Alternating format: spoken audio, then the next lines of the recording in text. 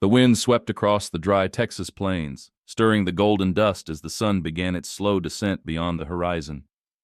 The old barn groaned softly with age, its faded red boards clinging to the memory of better days. Inside the nearby farmhouse, a man stood alone by the window, nursing a cup of coffee that had long gone cold. Thomas Callahan wasn't a man of many words. The years had carved deep lines into his face, not from laughter, but from drought, loss, and silence. At 43, he ran his cattle ranch alone, just as he had for the past 10 years since his wife passed. Most people in the county knew him as the quiet rancher who kept to himself. But behind the solitude was a man who noticed everything, especially pain. That's what made him stop his horse on the trail that morning. He hadn't planned to ride into town, but something told him to take the long road. And there, just past the edge of the canyon trail, he saw her. A woman, limping, exhausted. Dust clung to the hem of her dress like a second skin. Her hands trembled as she tried to keep walking, one arm wrapped tightly around her swollen belly. She looked like she hadn't eaten in days. Thomas dismounted slowly, not wanting to startle her. "Ma'am," he said gently, "you need help?" The woman flinched at the sound of his voice. Her eyes, wide and dark, held a haunted look. She opened her mouth to speak, but nothing came out. Only a tear slid down her cheek as she clutched her belly tighter. "I ain't here to hurt you," he continued, keeping a respectful distance. "Just offering a place to rest, water, maybe some food." For a moment the wind answered for her, carrying silence between them. Then she nodded. Back at the ranch, he set her up in the guest room, though it hadn't been used in years. He boiled water, made soup, left her clean clothes outside the door. She said little at first, barely anything at all, but he didn't push. He never asked what happened. He didn't need to. On the third morning, her voice finally broke through the quiet. "My name is Clara," she said, fingers curled around the cup of tea he'd made her. "I didn't know where else to go." "You're safe here," Thomas replied. She looked at him then, really looked. "Why are you being kind to me?" Thomas paused, then shrugged. Because someone should be. He didn't know it yet. But that choice, to stop on the trail, would change both their lives forever. And the child she carried, that child would become the greatest love he never expected. The following days passed like a hush between two heartbeats. Clara stayed mostly indoors, still skittish around noise or movement, as if the walls themselves might turn hostile. Thomas, true to form, gave her space. He'd grown used to silence. It was an old friend. But now it felt different, heavier, shared. He heard her softly crying at night behind the closed guest room door, but said nothing. He simply left a folded quilt on the porch swing in the morning and kept the coffee pot full. The ranch kept him grounded. Mornings began early, with fence repairs, livestock checks, and water lines that needed coaxing through the heat. Clara sometimes watched from the kitchen window, hands resting over her belly, her eyes tracking his slow and steady rhythm. She couldn't explain it, but there was something in his quiet movements that calmed her more than any words ever had. On the sixth day, she stepped outside, just a few feet past the porch, but it was enough for Thomas to stop mid-shoveling hay and nod in acknowledgement. He didn't wave, didn't call out, just nodded. "I used to be afraid of open skies," Clara said later that evening while helping him peel potatoes for dinner. Thomas raised a brow but didn't interrupt. "I grew up back east," she continued. "Tall buildings, always noise. You'd think the silence here would scare me more. But it doesn't." He offered a faint smile. "Some kinds of quiet are gentle." She nodded, biting her lip. "Others aren't." That night, a thunderstorm rolled over the hills. Rain hammered the roof like drums of an old memory. Clara woke with a scream caught in her throat, her hands instinctively covering her belly. In the hallway, the floor creaked beneath Thomas's boots. He knocked gently. "Clara?" Her voice was tight. "I'm sorry, I didn't mean to wake you." "You didn't." She opened the door just enough to let her voice spill through. "I hate the sound of doors slamming. Reminds me of him." Thomas didn't ask who. He didn't need to. "I'll fix the latch tomorrow," he said instead. And he did. The next morning, she found him on his knees by the guest room door, adjusting the hinges so it would never slam again. The townsfolk had started whispering. People noticed her presence. A young woman, pregnant, staying at the Callahan Ranch with no last name and no wedding ring. Some came by out of curiosity, others out of concern. Thomas met them all with the same deadpan stare and one-syllable answers. "She's a guest. She's staying as long as she needs. Not your business." Most folks got the message. One afternoon, Clara watched him from the porch as he coaxed a stubborn calf to feed. His voice was gentle, barely above a whisper, his hands steady. She felt something stir in her chest that she hadn't felt in months. Trust. She didn't know it yet, but that feeling would take root. And one day it would bloom. Weeks passed like slow-turning pages of an old book. The autumn air brought a coolness that softened the edges of each day. Mornings no longer held the weight of uncertainty for Clara. She began rising early, sometimes before Thomas, and would sit by the window with a shawl draped over her shoulders, quietly sipping the tea he always left ready. She'd started to smile again, not often, but when it happened it felt like a sunrise. Thomas noticed, though he said nothing. He never did when it came to things that mattered most.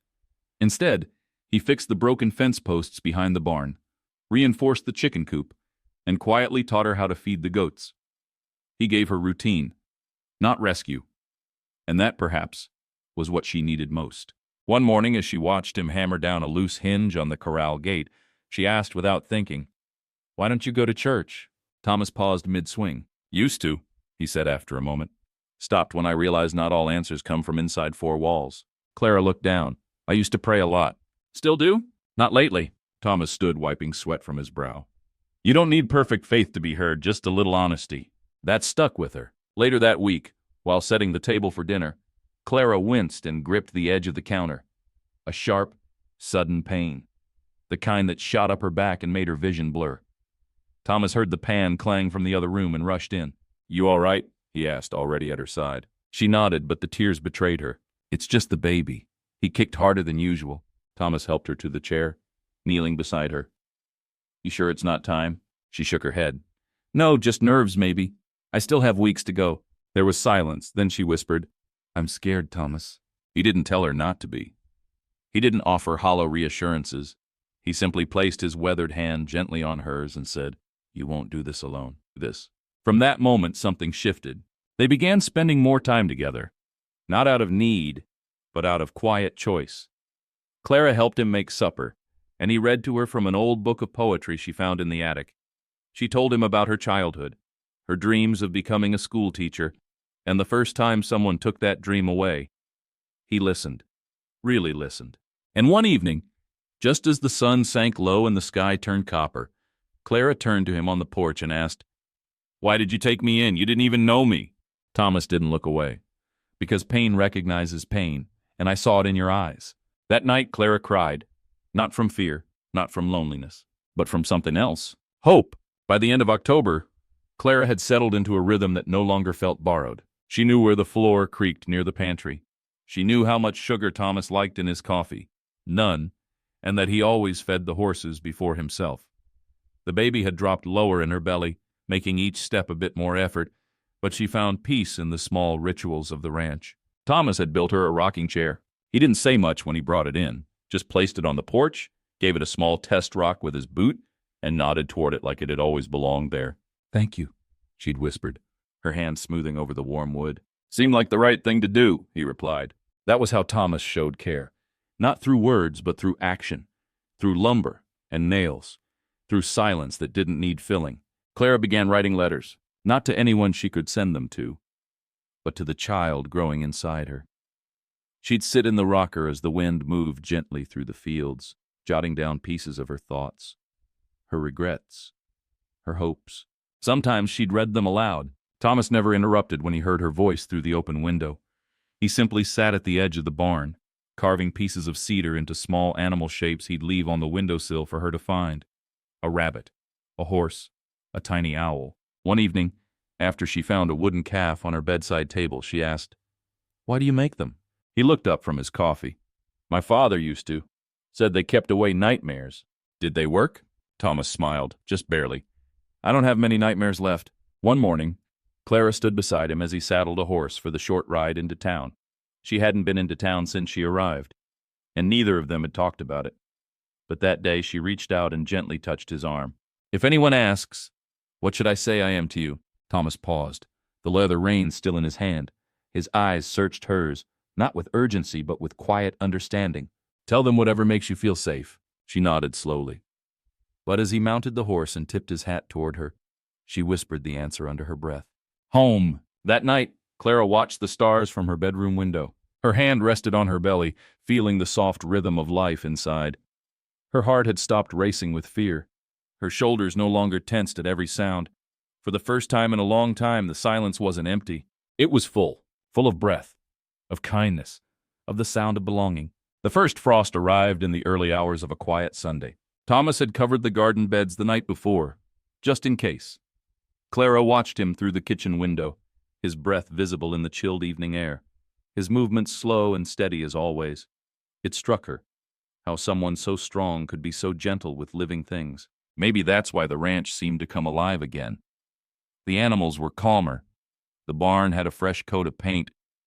Even the old windmill creaked a little less, as if the land itself had begun to breathe easier since she arrived. And Clara no longer felt like a guest. Not in this house, not in this life. That afternoon, Thomas brought home a second rocking chair, slightly smaller, older, but polished with care. "For the porch," he said. She smiled as he placed it next to hers. "Now we match," she teased softly. He gave a quiet chuckle. "Seems only fair." They sat in silence, watching the long shadows stretch across the field. A hawk circled above the canyon rim. Somewhere in the distance a coyote called. Clara turned to him. "I've been thinking about names." He looked at her with the calm patience he always gave, nodding once for her to continue. "For the baby," she said, "I want him to have a name that means strength. Not to remember what I went through, but to remember how we survived it." Thomas didn't speak right away. He just looked at her. The weariness in her eyes, the courage in her voice. "You already have a name in mind?" She nodded slowly. "Elijah." Thomas smiled. "It suits him." That night she couldn't sleep. The baby kicked more than usual, as if sensing change coming on the wind. Clara walked the hallway, hand on her back, then made her way to the porch, where the two rocking chairs waited. She eased herself into hers and watched the stars, the sky clear and infinite. The screen door opened quietly. Thomas stepped out, holding 2 mugs of tea, setting one beside her. "Didn't hear you get up," he said. Clara gave a small laugh. "I didn't mean to wake you." "You didn't." They rocked together for a while, not speaking. Then, without turning to face him, Clara said, "I used to believe my story ended the night I ran." Thomas let the silence settle before answering. "Maybe it just changed directions." She turned to him then, eyes misted but steady. "You gave me that chance." He met her gaze, voice low. "You did the hardest part. You kept going."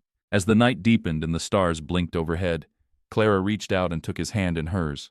It was a simple gesture, but it said everything. The contractions started early in the morning. At first, Clara thought it was just the usual ache in her back, the heaviness she'd grown used to in recent weeks. But by mid-morning, the discomfort turned sharper, rhythmic, predictable. Her body was telling her what she already knew in her heart. The baby was coming. Thomas was out by the barn patching a stubborn fence post when he saw her standing on the porch, white-knuckled on the railing, her face pale. He dropped his hammer without a word. They had no midwife nearby, no hospital within riding distance that could be reached in time. Thomas had asked Clara weeks earlier what she wanted to do when the time came. She had whispered, "Here, with you." He remembered that now, as he helped her into bed, fetched water, and set about following the dog-eared childbirth manual left behind by his late wife. It was all he had, but he wouldn't let fear take hold. The storm rolled in by afternoon. Thunder cracked low across the horizon. The wind howled around the corners of the ranch house, but inside, time stood still. Clara gripped his hand with strength he hadn't expected. "Don't leave me," she whispered, eyes wild with pain. "I'm right here," Thomas said, voice steady. "I'm not going anywhere." Hours passed in flashes of breath, cries, and whispered encouragement. Thomas had faced wild bulls, dust storms, and a prairie fire once. But nothing compared to this. The raw, unfiltered strength of a woman bringing life into the world. He never looked away, never flinched, never let go of her hand. And when the baby's first cry pierced the silence, Thomas felt something break open in his chest, a place he thought had long since closed.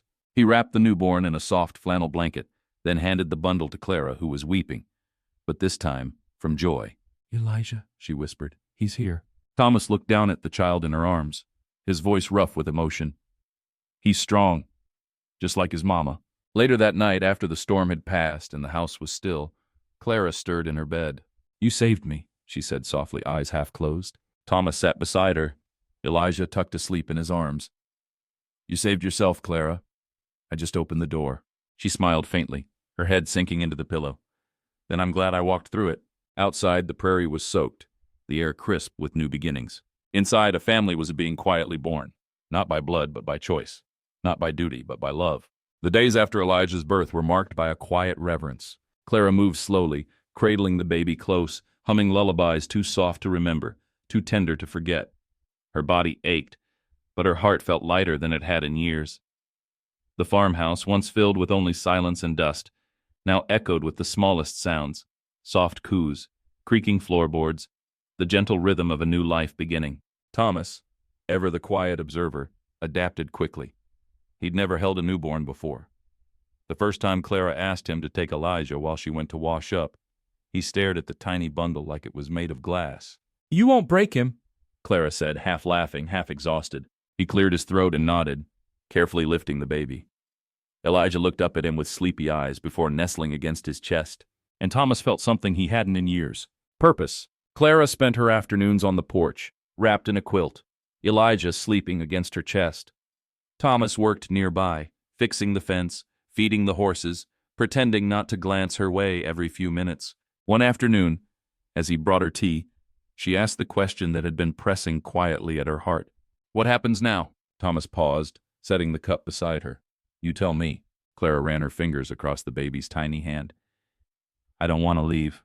Thomas looked at her then, his expression unreadable but open. "You were never just a guest, Clara." She blinked back emotion. "I've never belonged anywhere before." "Well," he said, shifting awkwardly in his boots, "the ranch seems to think you do."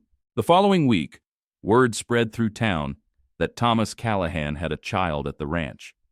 People speculated, some with curiosity, others with judgment, but none dared ask Thomas directly.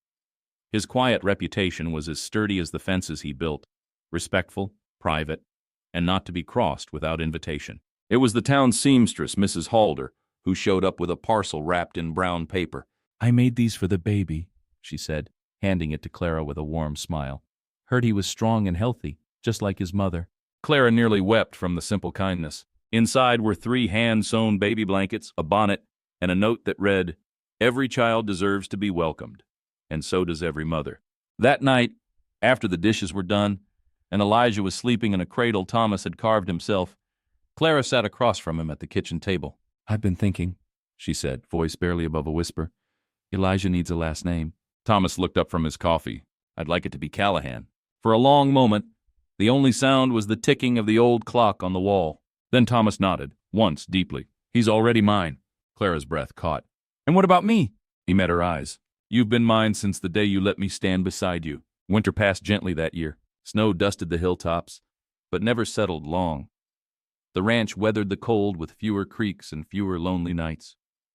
Inside the house, warmth came not just from the hearth, but from laughter, soft and new, like sunlight after a long storm. Clara's strength returned gradually. She walked the property again, wrapped in a shawl, sometimes with Elijah bundled to her chest, sometimes alone, her gaze sweeping over the land that no longer felt like borrowed space.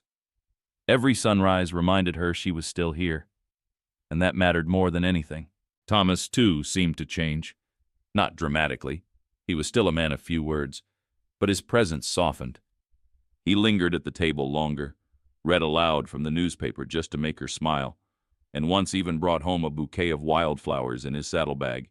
"They were growing near the riverbank," he said simply, setting them in a mason jar. Clara didn't speak. She just kissed his cheek. One Sunday afternoon, Clara sat in the back pew of the tiny town church. She hadn't planned to go, hadn't set foot in a church since before she ran. But that day, something called her there. Maybe it was the quiet. Maybe it was the way Elijah smiled at her that morning, like the world wasn't so scary after all. She wore a simple blue dress and sat with Elijah in her arms while whispers buzzed around her. But when the service ended and the townspeople came to greet her, there was no cruelty in their voices, only cautious kindness. "You're welcome here," the pastor's wife said gently. "Any time." Outside, as Clara fastened Elijah's blanket, she looked up and found Thomas waiting with the wagon, hat in hand. He helped her up, settled the baby on her lap, and offered her a long, thoughtful glance. "You okay?" Clara smiled.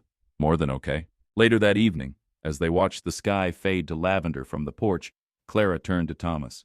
I used to think love had to be loud, that it meant fireworks and big speeches and grand gestures. Thomas raised an eyebrow. And now? Now I know love can sound like rocking chairs and hammers and quiet promises made with actions, not words. Thomas looked out at the field, then back at her. I guess I've been saying I love you for months then. Clara laughed softly, the sound catching in her throat. And I've been saying it back every time I stayed. The wind picked up just enough to carry the scent of early spring, damp earth, budding grass, and something new in the air. Clara leaned her head on his shoulder. I want to build something here, she whispered. You already have, he answered. Spring settled over the Callahan ranch like a blessing long delayed. Green crept across the dry fields, coaxed out by rain and time. The apple tree behind the barn bloomed for the first time in years, small white blossoms clinging stubbornly to its gnarled limbs. Clara took it as a sign, though she never said it aloud. Life was starting again. And this time it was hers. Each morning began with the same rhythm. Thomas out at sunrise, Clara preparing breakfast with Elijah balanced on her hip, and the three of them sitting at the table as the day stretched before them.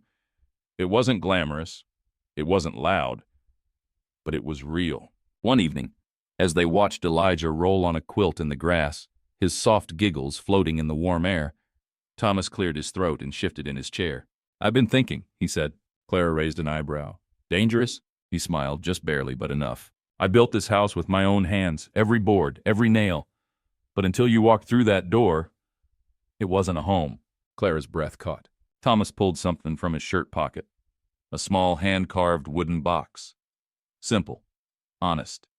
Like him. He opened it slowly to reveal a modest silver ring, its band engraved with delicate etchings of a horse, a tree, and a river.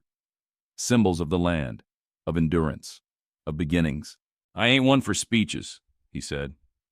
But I know what's real when I see it. You and Elijah. You're more than just part of my life now. You are my life. Clara stared at the ring, hands trembling. Thomas, don't say yes 'cause you feel you owe me, he said gently. Say it only if you want to stay. As my wife. As Elijah's father. For good. She didn't speak. She couldn't. Instead, she took the ring, placed it on her own finger, and kissed him. Softly, slowly, as the sun dipped behind the hills. I wanted to stay the moment I realized you weren't trying to save me, she whispered. You just made room for me to heal. The wedding was small, just a few neighbors, a simple ceremony in the field beneath the blooming apple tree. Elijah wore a little vest sewn by Mrs. Halder. Thomas wore his cleanest shirt and boots he only put on for Sundays. Clara wore the same blue dress she had worn to church that spring morning, pressed, mended, and now perfect. The vows were quiet, but the meaning was louder than any church bell. They were no longer just survivors. They were a family. The ranch looked different in the summer, not because the land had changed. It was still the same stretch of sunburnt pasture, the same crooked fence posts and creaking barn, but because they had changed. And that made all the difference. Clara now walked the fields with a purpose. She helped mend saddle straps, recorded feed deliveries in a tidy ledger, and soothed calves during storms. The ranch hands who came by for day labor tipped their hats to her, not as a guest, not as a curiosity, but as Mrs. Callahan, a woman who belonged. Elijah grew fast. He was crawling now, and his laughter seemed to follow Thomas wherever he went. In the early mornings, the boy sat in his father's lap. Yes, father, for that's what Thomas was in every way but blood, as they rocked together on the porch, watching the horizon for what the day might bring. Clara would sometimes pause in the doorway and take it all in. There was a kind of quiet joy in those moments, the kind that didn't demand to be spoken aloud, but that wrapped itself around the heart and stayed. One evening, as fireflies danced over the tall grass and the scent of wood smoke drifted through the windows, Clara sat at the kitchen table writing again. Thomas peeked over her shoulder. Letters to Elijah? She smiled. To our future, actually. I started writing it down, everything, the beginning, the running, the ranch, you. Thomas sat beside her, rubbing the back of his neck awkwardly. Never figured myself to be in a book. You're the heart of it, she said simply. He looked at her, eyes full of a quiet kind of pride. I used to think all I'd leave behind were fence lines and cattle trails, he murmured. But now I think maybe I'll leave a story too. Clara nodded. A good one. That night, as thunder rumbled in the distance and Elijah slept soundly in the next room, Clara whispered into the stillness. I used to think love was something that found you. Now I know it's something you build, nail by nail, day by day. And beside her, Thomas tightened his arm around her shoulders in agreement, not with words, but with presence, with home, with love. Late one August afternoon, Clara found herself in the attic, searching for an old blanket as the summer nights began to cool. The air was warm and dusty, thick with the scent of cedar and memories. She opened a wooden chest tucked beneath a cracked window and paused. Inside, bundled with yellowed linens and a silver picture frame missing its glass, was a notebook she hadn't seen since the winter. Her letters. Letters she had written to Elijah before he was born. She sat down on the floor, light spilling across her lap in dusty beams, and turned the pages. Her handwriting was uneven back then, sometimes shaky, sometimes almost angry. But every word pulsed with honesty. One letter in particular stopped her. It had no date, no greeting, just a single line. I don't know who I am without fear. Clara closed the book and drew in a slow breath. That woman, the one who wrote those words, felt like a stranger now, a ghost she no longer lived with. She traced the edges of the page, then added something beneath the old sentence. But now I know who I am with love. That night, she showed the notebook to Thomas. He read it in silence, his calloused fingers careful with every page.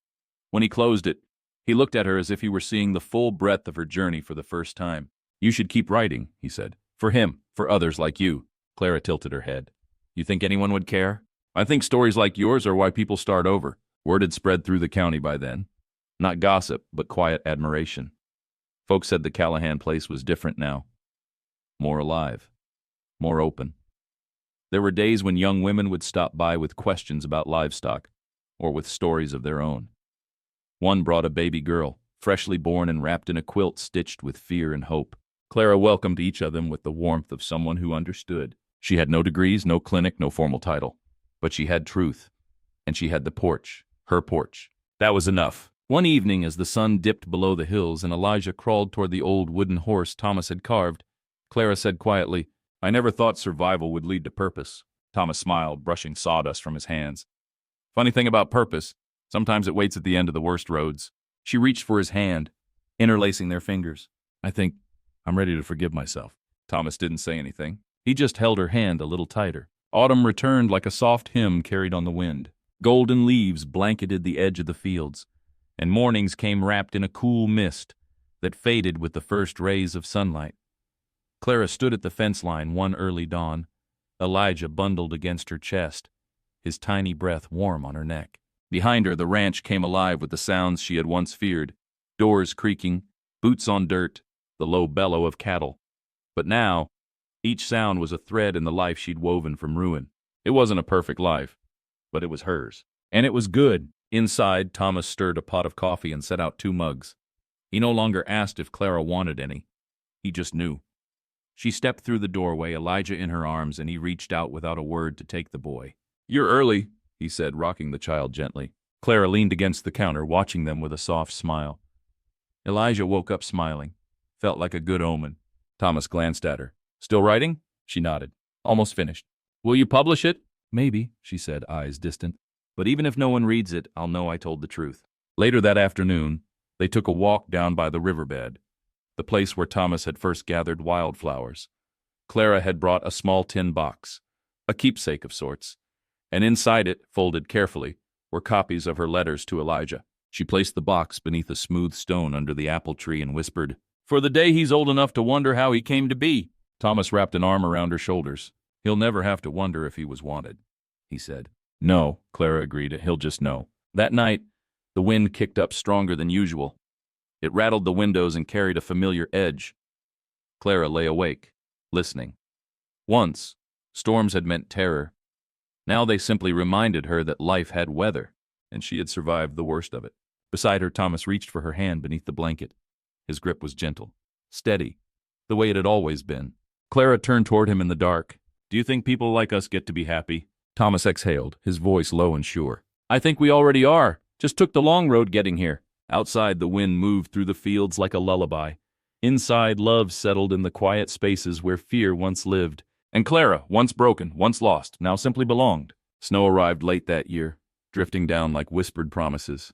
The ranch, now quiet under a layer of white, slowed to a gentler pace.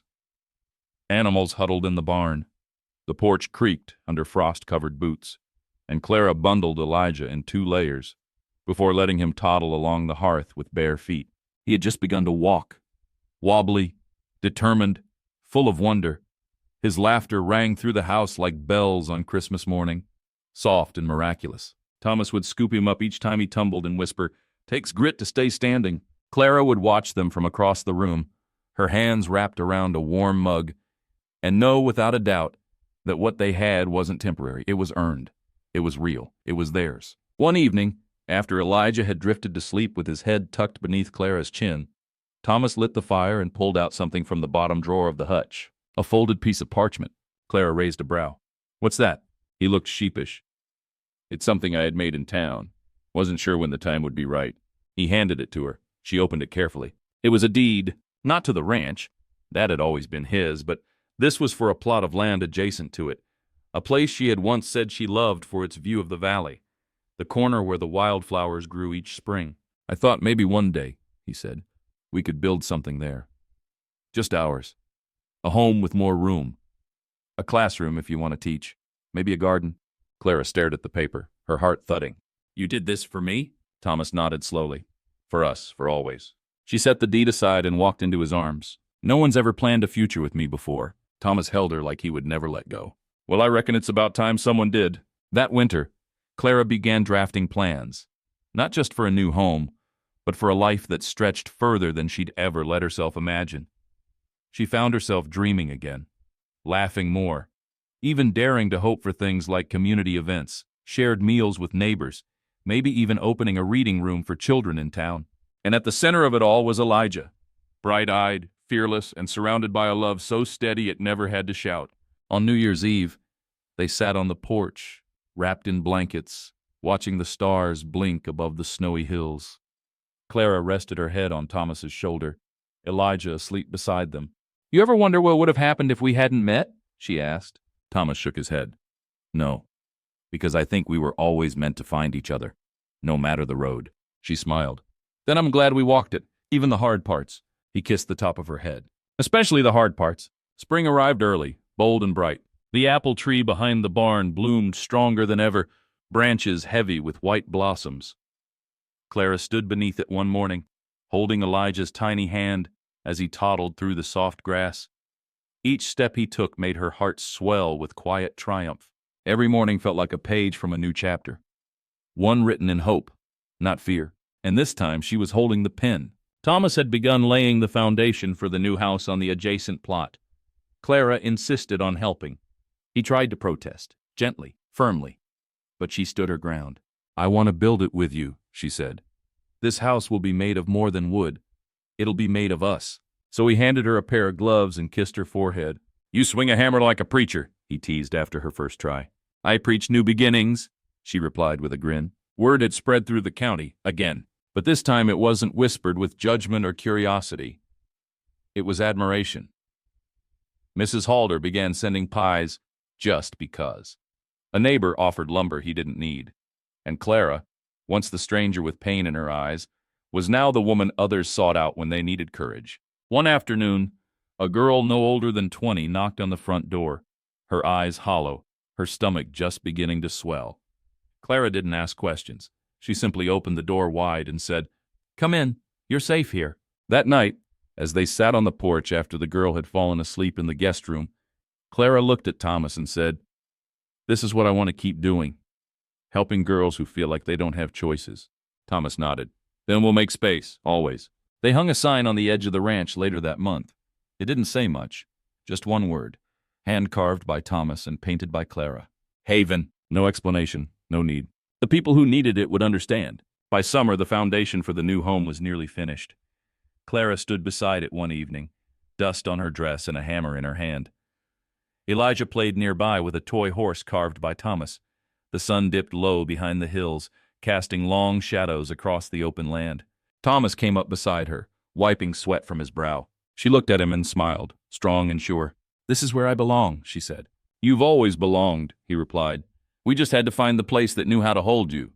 By midsummer, the frame of their new home stood tall against the open sky. Clara marveled at it every day, not just the beams and windows and hand-laid stone, but the fact that it existed at all. It was a promise made real, a structure rising from a place where broken things once lived, now filled with laughter and plans and healing. She often walked through the unfinished rooms with Elijah toddling beside her, pointing out what each space would become. "This'll be your room," she whispered one morning, picking him up near the window that faced the hills. "And over there? That'll be a small library with sunlight and stories." Thomas caught her talking to the empty rooms more than once. "She's naming the corners," he told one of the ranch hands with a smile, "like planting seeds." The new house wasn't the only thing growing. So was Haven. 3 more women had come through since spring, each carrying their own silent stories, their own bruises, some visible, some not. Clara offered them what she once needed: kindness without questions, space without pressure, and a warm place to sleep where no one raised their voice. And somehow, Thomas had become their quiet anchor too. He fixed shelves, fetched firewood, taught them how to feed the horses, and always with that same soft steadiness that had once saved Clara when she didn't even know she wanted saving. "You're good with them," Clara said one night as they sat outside, watching fireflies rise like sparks over the grass. "I don't fix people," he answered. "I just make sure they know they're not alone." That same night, Clara received a letter in the mail. Handwritten, no return address, just a single sentence inside. "I see you're still standing." She didn't need a name to know who it was from. Her hands trembled, but not with fear. She handed the note to Thomas, who read it, then folded it once and handed it back without a word. His silence was a kind of shield. Clara stared out over the field and said, "Let him see. Let him watch. I am still standing, and I'm not alone." Weeks later, the roof was finished. They moved into the new house quietly, without fanfare.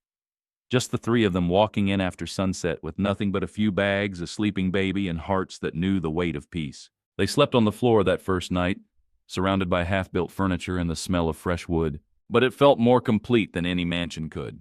In the morning, Elijah's laughter woke them. Thomas rolled over, squinting at the sunlight spilling in through the bare windows. Clara sat up, brushing hair from her face, and whispered, "This is the sound of roots." Thomas kissed her shoulder and replied, "And they're growing deep." Autumn brought orange skies and golden mornings, the kind that slowed everything down and made people look up. On the Callahan Ranch, it meant cooler nights, earlier sunsets, and a garden ready to harvest. It also meant something else. A year had passed since Clara arrived. 1 year since she stumbled down that dusty canyon trail. 1 year since Thomas reached out with steady hands and quiet eyes. 1 year since a new life quietly began. And now that life wasn't just surviving, it was thriving. The new house felt lived in. Crayons scattered across the kitchen table. Boots by the door. A row of tea jars on the open shelf Clara insisted on keeping organized, even though Thomas always reached for the wrong one. Elijah had outgrown his cradle. He walked faster now, spoke in jumbled little words, and followed Thomas around the ranch like a shadow in tiny boots. Most afternoons ended with him curled up in Thomas's lap on the porch swing, his thumb in his mouth and a flannel blanket pulled up to his chin. Clara often watched them with a fullness in her chest she couldn't describe. It wasn't dramatic, it wasn't loud, but it was everything. That fall, Haven welcomed its 5th guest. A teenage girl with hollow eyes and a scar running down her collarbone. Clara met her at the door, didn't ask what happened, just wrapped a shawl around her and led her inside. "You can stay as long as you need," Clara said. "We don't measure healing in days here." Later that night, the girl stood in the hallway and asked timidly, "Are you a preacher's wife or something?" Clara smiled. "No, just a woman who remembers what it's like to be broken." And in that moment, she realized what her story had become. Not just a journey out of pain, but a map for others to follow. One Sunday morning, Thomas sat beside her on the porch, a mug of coffee warming his hands. "I've been thinking," he said. "We should start calling this house the main one, not the new one." Clara turned to him. "It is the main one." He nodded, then looked out at the old farmhouse in the distance. "I used to think that place was all I'd ever need, but this house, it feels alive, like the land decided to breathe again." She reached for his hand. "It's not the house. It's the life we built in it." That night, after Elijah fell asleep and the moon rose high, Clara wrote one final letter to herself. "You didn't just survive, you grew roots. You built walls that shelter. You found love that heals, not saves. And now, you're not just living, you're home." She placed it in the box beneath the apple tree beside the others. A record of where she'd been. A quiet promise for where she was going. It was the kind of morning that smelled like firewood and old earth. Dry, cold, and whispering of winter's return. Thomas stood at the edge of the porch, hat tipped low, watching a line of clouds roll over the hills. Clara joined him, arms crossed, her breath fogging in the air. "Feels like snow," she said softly. He nodded. "Won't be long now." Behind them, Elijah's laughter rang through the house as he clumsily chased after the cat, the thump of his feet like music on worn floorboards. Clara smiled. "Hard to believe he'll be too soon." Thomas looked at her, quiet wonder in his eyes. Hard to believe he was ever not here. That day a letter arrived. It wasn't like the others. No threatening undertones or anonymous scribbles. This one had a name. Miriam Lewis, Clara's mother. Her hands trembled as she opened the envelope, unfolding the carefully penned words. "I heard from someone in town that you were alive and thriving. I don't deserve your forgiveness, but I ask for it anyway. If you're willing, I'd like to meet your son." The words blurred as tears filled Clara's eyes. She hadn't thought about her mother in months. Years, really. Not since the day she left home and never looked back. Not since silence had become their only form of communication. Thomas watched her from the table, saying nothing, just waiting, giving her space. When she finally looked up, she whispered, "I don't know what I'm supposed to feel." He set down his mug and crossed the room, placing a hand gently on her shoulder. "You don't have to decide today, or tomorrow. Some wounds don't close easy, but they don't have to stay open forever either." Clara didn't write back right away. Instead, she spent the next few days in the garden, hands in the soil, pulling up the last of the autumn squash and brushing frost from the herbs. Elijah played nearby, dragging a stick through the dirt, humming to himself. She thought about her mother's face, how it had hardened over the years, how it used to soften just slightly when Clara played piano in the corner of the parlor. She thought about all the things that had gone unsaid, and all the things that still could be. That night she sat at the kitchen table and began to write, not with certainty, not with anger, but with hope. Days later the first snow came, soft, slow, like a memory that no longer hurt. Clara stepped out onto the porch. Elijah bundled in her arms, Thomas beside her with a blanket draped over both their shoulders. The ranch shimmered beneath a thin layer of white, the air still and full of breath. Clara looked up at Thomas, heart steady. "I think I'd like her to meet him." He nodded once, strong and quiet. "Then she will." Not everything in life needed to be fixed. Some things simply needed to be faced. With grace, with strength, and with the kind of love that Clara had found on this land. Not a loud love, not a perfect one, but a love that stayed. The letter was mailed with a simple stamp and a heart full of hesitation. Clara didn't know if it would be answered. She didn't even know if it would be read. But she wrote it anyway, because some doors needed to be opened, even if only to look inside. 2 weeks passed before a reply arrived. A brief note scribbled in the same familiar hand. "I'll come quietly. I'll follow your lead. Thank you for giving me the chance. ML." Clara stared at the paper for a long time. Thomas sat beside her, elbows on the table, not asking questions. He didn't need to. His silence had always been a safe place for her thoughts to unfold. They chose to meet at the church in town. Neutral ground. Familiar walls. A place with history, but not too much of their own. Clara wore a simple dress, hair tied back. Elijah in her arms, wearing the little wool vest Thomas had sewn buttons onto himself. The church was quiet, sunlight pouring through stained glass windows, casting soft hues across the pews. Clara stood near the back, hands tight around her son's waist.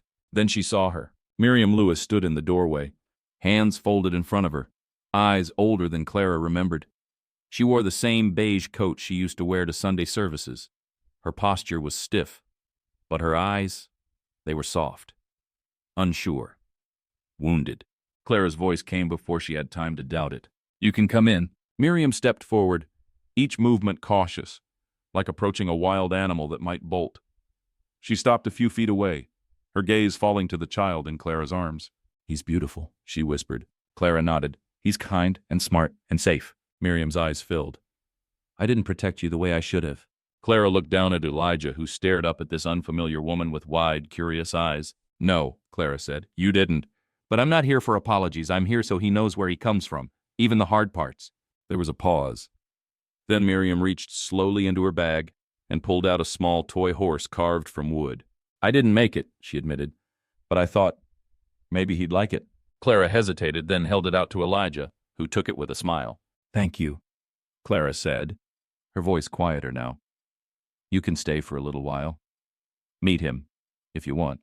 Miriam nodded, her shoulders sagging in a way that looked like relief. "I'd like that very much." Back at the ranch that evening, Clara sat on the porch swing beside Thomas, watching Elijah crawl around with his new toy. "She's not the same woman I left behind," Clara said. "Neither are you," Thomas replied. Clara leaned her head on his shoulder. "I don't know if she'll stay, or if I want her to, but for now, this feels enough." Thomas kissed the top of her head, the gesture full of quiet pride. "You did something brave today." Clara smiled. So did she. Not all reconciliations come with clean endings. Some just come with honesty and choice. And in that, Clara had found peace. The weeks that followed were quiet. Miriam didn't stay long in town, just a few days lodging at the old boarding house on Main Street. She visited the ranch twice, always with gentle steps and too many pauses. Clara let her in, never fully dropping her guard, but never closing the door either. Elijah warmed to her quickly, handing her wildflowers and babbling words she didn't yet understand. Miriam laughed more with him than she ever had in Clara's childhood. It stung a little, that softness. But Clara tried not to hold it too tightly. Sometimes healing meant letting go of fairness. One afternoon, as the sun filtered through the lace curtains in the kitchen, Miriam turned to Clara and asked the question she had been avoiding. "Do you hate me?" Clara stood still for a long moment, her hand resting on the edge of the sink. "I did," she said honestly. "For a long time. For what you allowed. For what you didn't stop." Miriam nodded, eyes downcast. "But I don't anymore," Clara added, "because hate's heavy, and I've carried enough." Miriam's hands trembled as she reached across the table and placed something in Clara's palm. A photograph. Faded. Worn at the edges. Clara and her as a child, back when smiles came easier. "I kept it," Miriam said, "all this time." Clara didn't know what to say, so she just held it. Sometimes silence is forgiveness. After Miriam returned home, Clara stood by the fence line and watched the dust trail fade behind her carriage. Thomas joined her without asking anything. "She left the way she came," Clara said, quiet, unsure. "But not unwanted," he said gently. "No," Clara whispered, "not anymore." That night, after Elijah was asleep and the fire had died down to a warm glow, Clara pulled out her notebook. Not the letters, not the story she once tried to finish, but a blank one, a new one. On the first page she wrote, "Forgiveness isn't for the past. It's for the future, for the space you make inside yourself when you stop letting pain rent the rooms." She closed the notebook and pressed it to her chest. Then she walked into Elijah's room and watched him sleep for a moment, his tiny chest rising and falling like a steady drumbeat. Her future was sleeping soundly, and so finally was her past. The first spring storm came with thunder low and steady, like hooves rolling across the plains. Clara stood on the porch with Elijah in her arms, watching the sky open above the hills. Raindrops hit the roof in a calming rhythm. The scent of wet earth filled her lungs, and for the first time in years, a storm didn't frighten her. It felt like a story she had already lived and survived. Behind her, the home she and Thomas built glowed with warmth. Books lined the shelves, boots rested by the door, quilts lay folded on the couch. Everything had a place. She had a place. Thomas came up behind her, slipping his arms around her waist, resting his chin lightly on her shoulder. "He's getting heavy," he murmured, nodding to Elijah. Clara smiled. "He's growing into his name," Thomas chuckled softly. "Strong, like his mama." Later that night, after Elijah had drifted into a dream-heavy sleep, they sat by the fire with no distractions between them. Clara turned toward Thomas, her eyes reflecting the flickering light. "I've been thinking," she said. "Maybe we should host something here. A gathering. For the women who've stayed with us. For the ones still out there. A place where no one has to explain why they left or what they lost." Thomas nodded slowly. "A homecoming." Clara looked at him, deeply moved. Exactly that.